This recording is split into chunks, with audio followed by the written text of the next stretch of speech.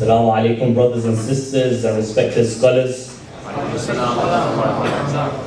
أفلحنا صلى على محمد وآل محمد.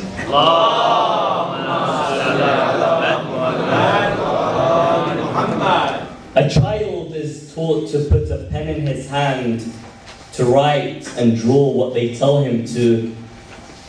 Draw the sky, draw the sun, write about what makes you happy and what makes you sad.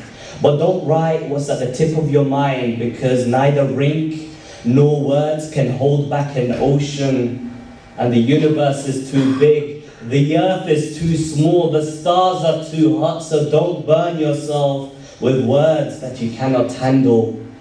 So we grow up to be careful.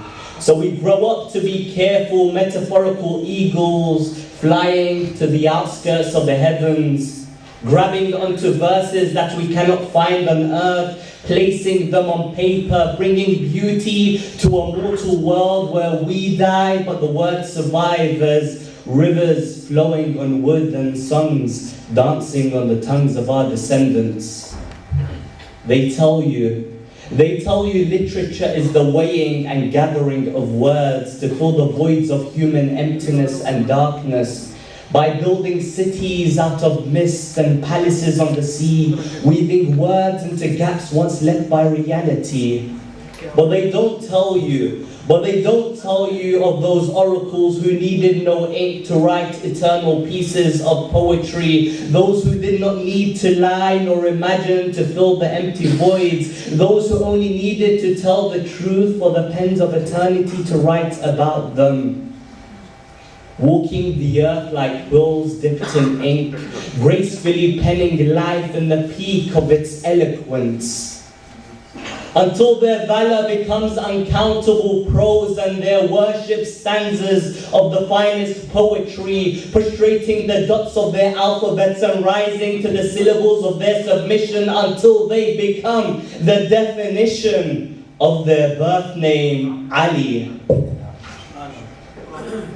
Today we're gathered in awe of a book, a masterpiece of literature from metaphysics to philosophy to poetry. Mesmerized by the verses, the sermons, but how much have we valued the person?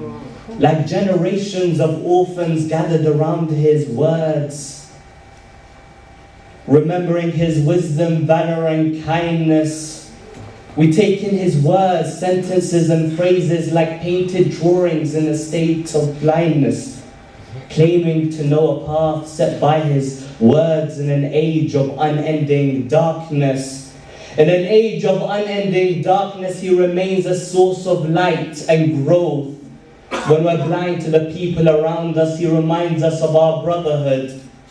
If not a brother in faith, then equal in humanity, and how every human is facing his own calamity. So live with them in such a manner that when you die, they weep in melancholy, and that, my friends, is when action becomes poetry. So instead of teaching children to put a pen in their hand to draw the sun in the sky, instead tell them to be the sun and be the sky, to be the greatness that's at the tip of their minds, because the universe is only as big as you make it, and the stars are only as hot as you imagine them to be. And words do not need to be written to be eloquent, for actions are the peak of eloquence.